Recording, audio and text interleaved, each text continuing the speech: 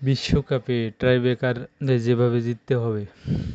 বিশ্বকাপের নকআউট পর্ব শুরু হচ্ছে আজ রাত থেকে শেষ ৩২ দলের রাউন্ডে।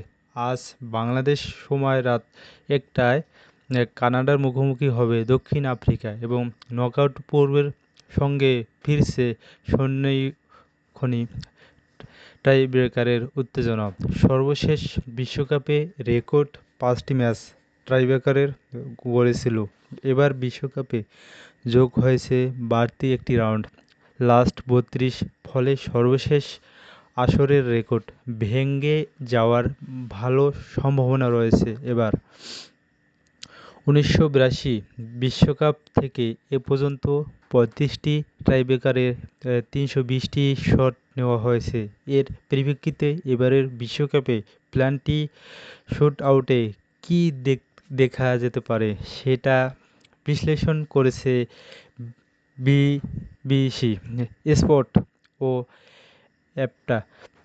বিশ্বকাপে এ পর্যন্ত টাইব্রেকারের সবচেয়ে বেশি জয় আর্জেন্টিনার, ৬টি প্ল্যান্টি শুটআউট জয়ের বিপরীতে মাত্র একটি হেরেছে ক্রোয়েশিয়া ও জার্মানি। সমান ৪টি করে প্ল্যান্টি শুটআউট জিতেছে। এ দুটি দল কোনো টাইব্রেকারে হারেনি। তবে ব্রাজিল ৩টি শুটআউট জয়ের বিপরীতে ২টি হেরেছে। ফ্রান্স টাইব্রেকার জিতেছে ২বার, হেরেছে ৩বার। ইংল্যান্ড ও স্পেন একবার করে টাইব্রেকার জিতেছে। বিশ্বকাপের টাইব্রেকারে সবচেয়ে বেশি শট মিসের রেকর্ডটি ছিল ইংল্যান্ডের ৮টি দখলে। সর্বশেষ বিশ্বকাপে তাদের সেই রেকর্ড পেরিয়ে যায় স্পেন।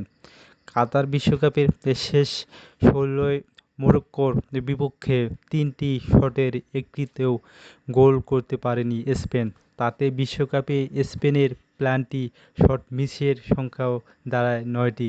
টাইব্রেকারের সব কটি শট থেকেই গোল করেছে বেলজিয়াম, দক্ষিণ কোরিয়া ও প্যারাগুয়ে, প্রত্যেকেই ৫টি করে, আর ৩টি শটের একটিতেও গোল করতে পারেনি সুইজারল্যান্ড। জার্মানির টাইব্রেকারে ১৮টি শটের ১৭টি লক্ষ্যভেদ করেছে।